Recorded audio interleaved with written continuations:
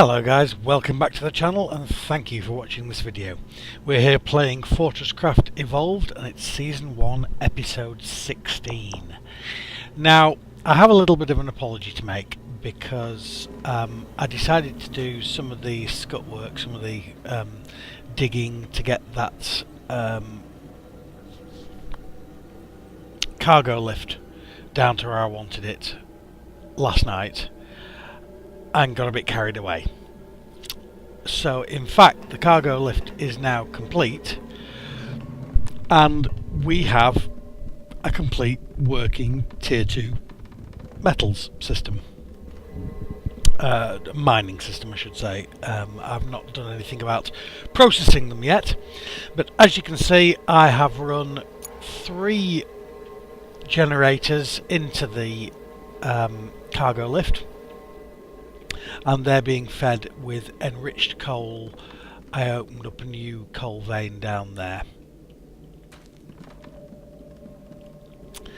and the cargo lift carries 600 ore at a time, so I have 6 hoppers here which I'm currently manually emptying and then dumping all the ore into my ore thief, which is then being processed in the ore smelter over there.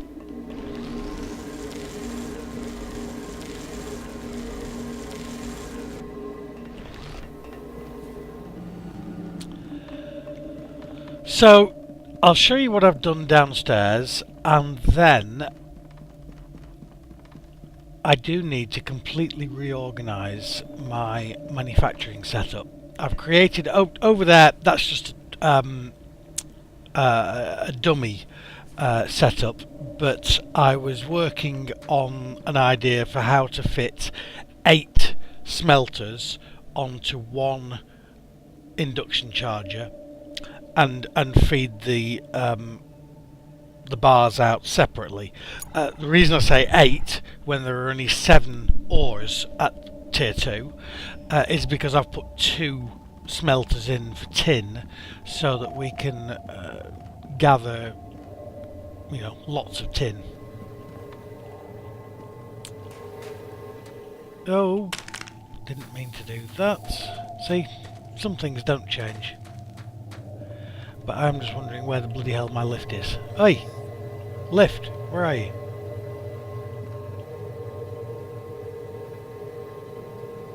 Why is my lift not moving? Have I blocked power to it or something so it's no longer getting any power?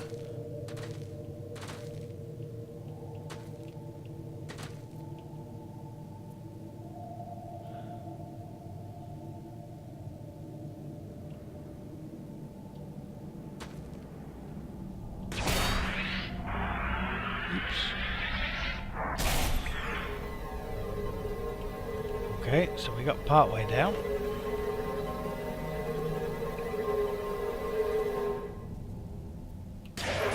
Oh boy! The lift's there. That'll do. So, why... Don't know why the lift wasn't... It's also moving at bugger all speed, so I'm assuming that there's no power. Which is an interesting one. I'm wondering now whether I can get down with it, down to the coal caverns without killing myself. That's going to be another exciting challenge. Oh bugger! Oh come on!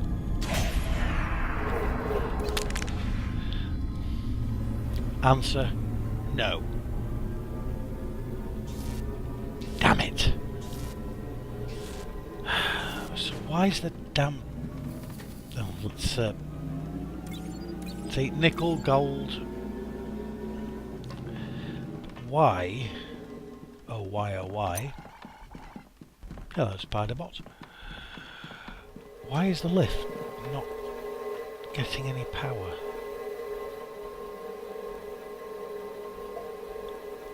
That's very curious. If I hover over the top of the cargo lift controller, as you can see, it does say that is powered. It goes down to negative 400 meters, and it's currently loading, and it's up to 444 of 600. Why is there no power?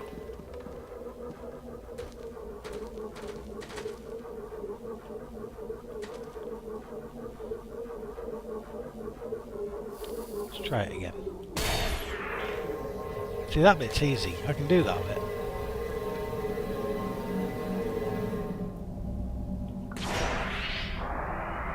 That's not quite so correct.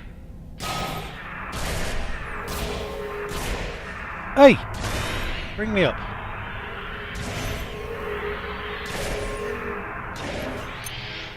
Thank you. Now let me down slowly. Oh, the joys.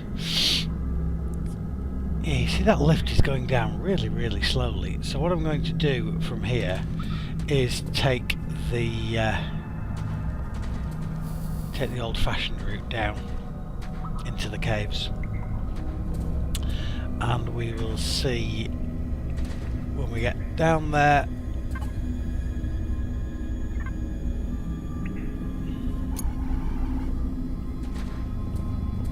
See if we can work out what's going on.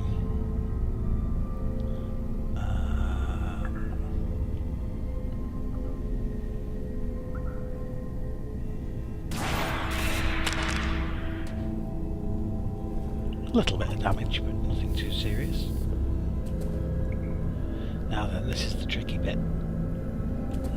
Come on, we can do this.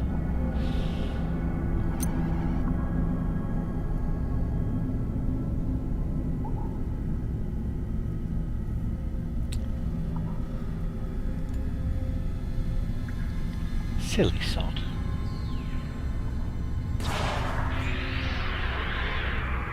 Yeah, no. Close enough.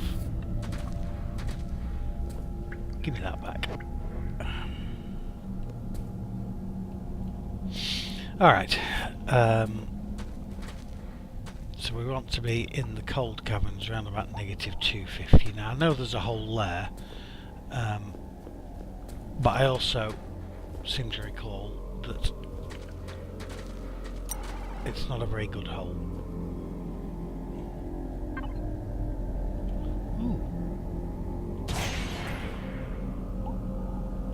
Yeah, you see, the trick is trying to figure out how to find something to attach the grapple to. Over there you can see where the lift comes down.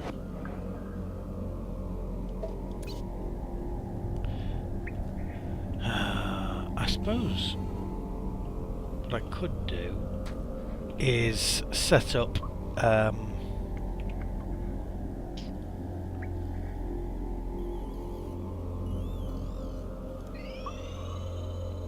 one of those. That'll work, won't it? It's a little bit safer than my usual mode of transport.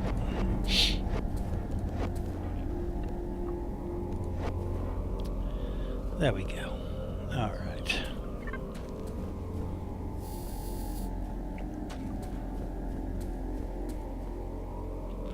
Now, I think the first thing I want to be doing is taking care of that guy.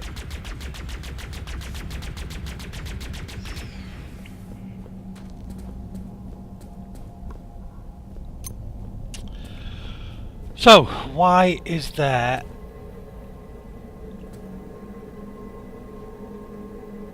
oh, I see. It's because I turned the laser the other way. And I don't think I really want to do that. Quite apart from the fact that, in fact, those three lasers are all pointing the wrong way now. Because the lasers to send down the shaft should be coming from underneath the batteries. So what I'm going to do is put lock in couple of blocks in there so I can stand and redo the lasers underneath. And here we need to... There we go. That's a bit better. Right. So we need a laser there, pointing down. And we need a laser here, pointing down.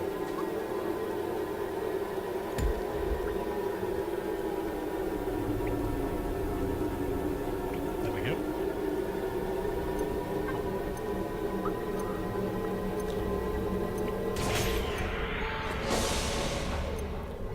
And then we just need to get rid of that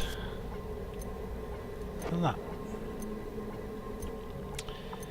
So, the lift has power again, that's excellent. Doesn't go down any further though.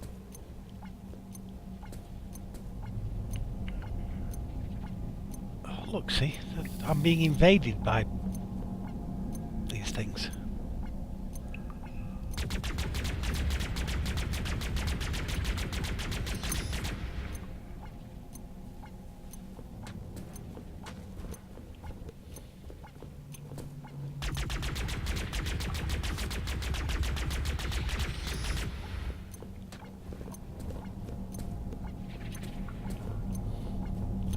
There as well. There's one all the way over there. Yeah. Lots of the damn things. But anyway. Oh, here goes the cargo lift. There she goes, one full cargo lift. Okay, so I need to get down there now. And I think the best way down there is probably to try and get down here, because I have put a couple of platforms in here. Ow. I forgot about the delay on my grappling hook. Because what we'll do is we'll pick up the ore from the gold, and then we will carry on downwards.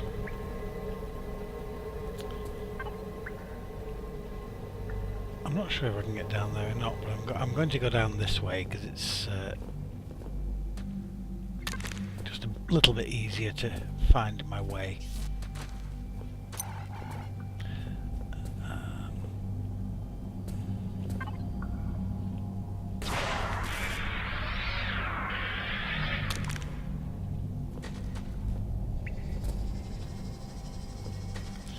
Here comes the lift on its way down again.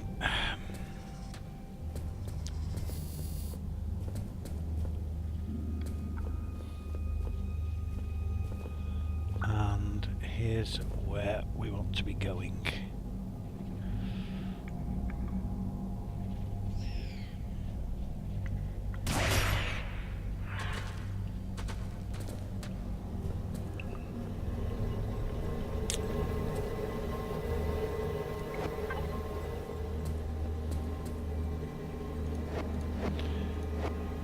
Okay, I'll see about cutting my way in.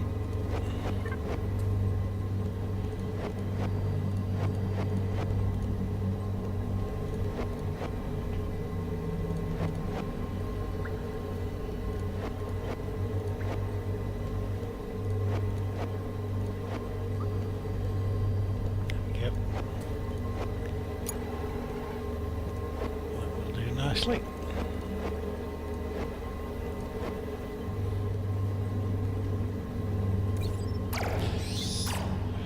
So, what I did down here is I've set up 3 cargo hoppers, conveyor belts.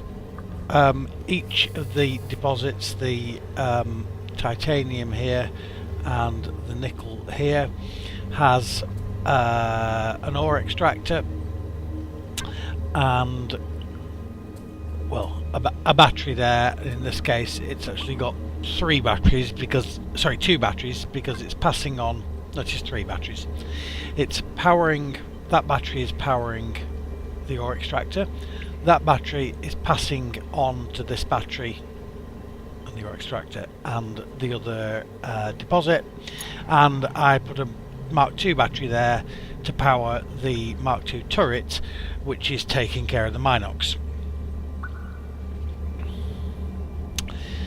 So that's pulling nickel and titanium up. I do want to find either bigger nickel and titanium, and I may actually extend that. Oh, that was how I was supposed to get in there. I do want to extend the cargo lift further down, possibly. Although, funnily enough, when I was on stream last night, the developer, DJ Arcus, popped in, and he was saying that that's the biggest cargo lift he remembers seeing. So I'm not quite sure how everybody else gets their stuff up from -400, but I'm happy doing it with the cargo lift. It works. But yeah, I do need to find bigger titanium and nickel deposits, and if possible a gold deposit that I can also run an elevator to, or find some way of automating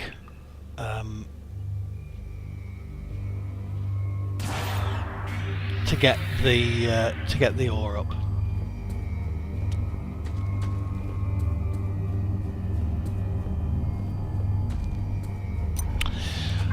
So my plans are to utilise the bars that I've smelted and build several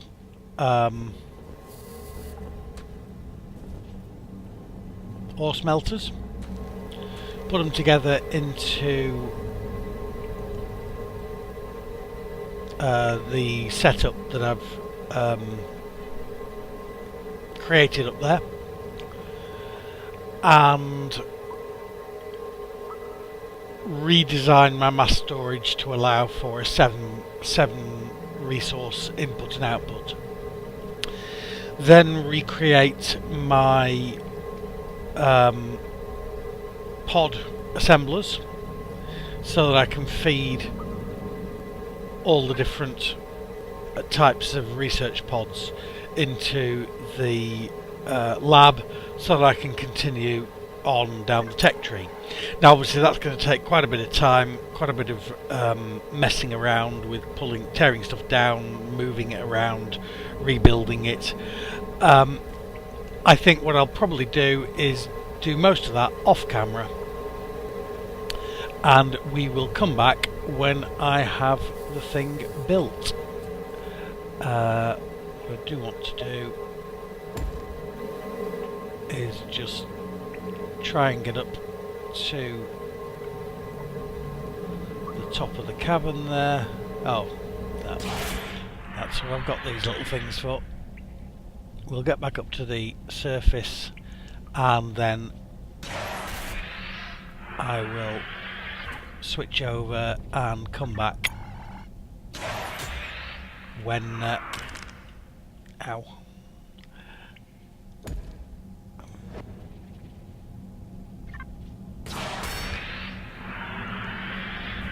come back once I have the redesign complete.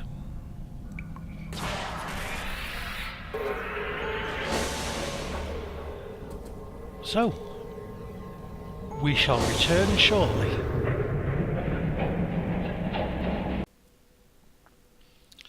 Hello guys, and welcome back. Once again I have a little bit of an apology to make, because going away to do those jobs took me much longer in game than I anticipated. I've probably taken somewhere around 12 hours of playtime to make the changes that I will now show you. As you can see, I've put a little bit of a buffer in here, a very small mass storage system, which splits the titanium ore and the nickel ore.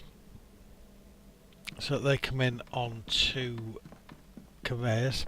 I still have not automated the gold ore, or the gold system. That is something that's yet to be done. And this lump is in fact the smelting system. It's got everything that we need, with inputs of gold, titanium, nickel,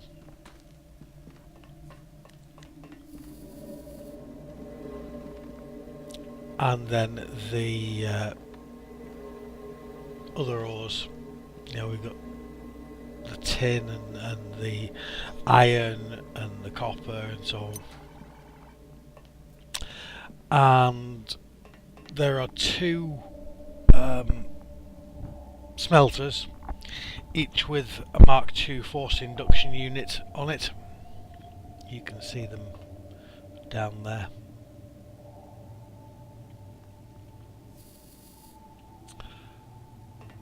So there are in fact a total of 8 for the tier 1 ores and 6 for the tier 2 ores. These output to these 7 belts, which head downstairs. Here is my new and improved mass storage system. I've limited it for the moment at least to a stack height of 4. That gives me plenty of space to keep stocks, and in fact I could reduce it further if I so wished, but plenty for the moment, and makes access a little bit faster for the output side. So the output then comes up the way and out here, and each of the ores, each of the bars, is then fed into the tier. In the case of the tier 2 bars, they go into one of these systems, and each of the systems is the same. They're just separated by vertical and horizontal distance, so that none of the hoppers overlap, none of the conveyors run next to other hoppers and so on. And as you can see, we've got the research pods going up to the laboratory there, and then again the tier 1 bars actually run underneath these and out here to then run through exactly the same system and into the laboratory there. So everything's set, as I say, other than that there is not a huge quantity of gold around at the moment. Now I did also run out of titanium and nickel, and the deposit has been moved, or rather the cargo lift bottom has been moved. That now goes down to negative 415, so it's 15 meters deeper, and just has the same setup down there, but with a new deposit. That the nickel and titanium are found next to each other again, still protected by one Mark II turret, almost identical, just a little bit deeper. So that just leaves me with the gold to set up, and we need to start mining some crystal. Now, to mine the crystal, I believe I need mining heads, mining drill heads, and I can either get those from organic drill heads, for which I need pristine stingers. Now I need 4 pristine stingers for every unit of 5 drill heads, and at the moment I've only got 2 pristine stingers. So I may in fact trigger an attack. I'll do some research, trigger an attack, and gather the results. Before I do that, however, I would like, I think, to reorganise the defences. Change things up a little bit, maybe start another coal mine, pipe coal right the way round the base, and just feed off that perimeter circuit to feed localised generators and clusters of turrets. We'll have a look at that shortly. That's the main task to do for now, but I think that's going to be episode 17. So we have a plan for what is going to come about, what's going to happen. I'm just going to, whilst I'm here, take a quick trip downstairs and just check on how the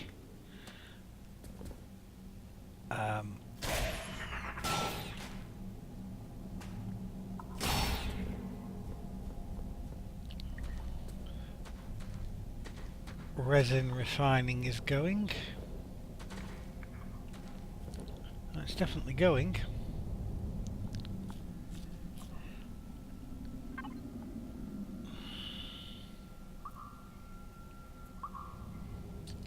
All I do is just check that it is still ablating stuff. If it's waiting for charge, then that means it's still finding stuff to ablate. Obviously it will, if it's full of charge and not doing anything, then that's the point at which we do need to send it back in, pack it up and redistribute it somewhere else. Okay guys, the other bit that I wanted to show off was the changes that I've made here. We now have a suit headlight Mark 1, which I've made because I had so many bars of nickel and gold and titanium manufactured. Had to get the build gun version 2 because you can't pick up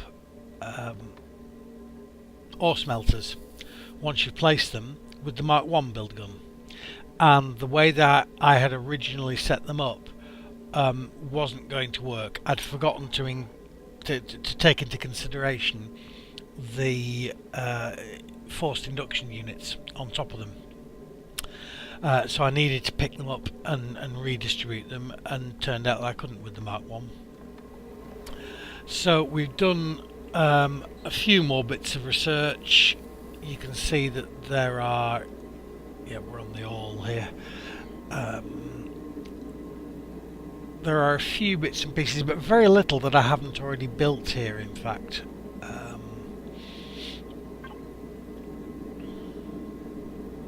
The toxic particle filter allows your suit to filter out dangerous and hallucinogenic toxins from the atmosphere. That should allow us to go down to the toxic caves, down below about -500 or something like that. Somewhere deep anyway. Steel alloy smelter. I have built one of these, used to create steel bars. I haven't figured out what to do with it just yet. But it's there for when I need it. And the steel cutter heads, which I will want as an alternative to the organic ones, require low grade steel bars, so I need to work out this steel smelter as well. There's alloyed machine blocks, hardened machine blocks. Those can be automated with use of manufacturing plant and modules, I believe. Now I've made a manufacturing plant, but it tells me I need modules for it, so I need to look up what we're going to do with that. We've got cryo hoppers as an option. Uses power to keep stored items frozen, extending the length of ruined organic parts. So I might actually need crystal for that. Again, that's one of my primary objectives. BFL 9000, I can make that. Massive horizontal mining lasers used to bore out straight tunnels 5x5. Excellent. Massive energy demands. Not so excellent. But in fact, I'm going to make one of those anyway. And I do need to make some more batteries. So let's make those and 6 of those. That will do me to start with. Oh look. Now that I like. Pristine faceted eyes and pristine phosphorescent glands. And if we look here, we have 90 eyes.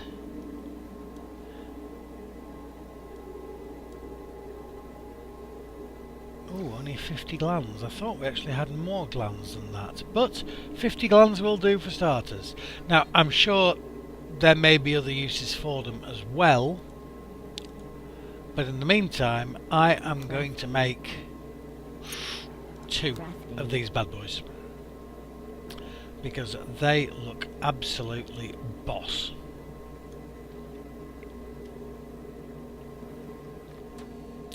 And the other thing I wanted to do, in fact, is make more windows. Have I got paste on me? I thought I had some paste on me. Yeah, 102 paste. So we will pop the window in there, and I just want to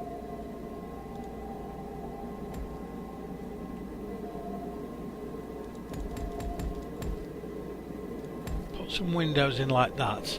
So they do provide, you know, I've not got particularly unsightly holes in my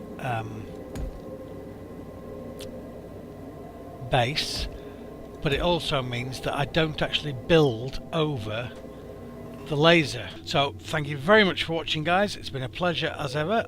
If you enjoyed it, please remember to press that like button. If you want to see more, hit the subscribe button. Catch you next time.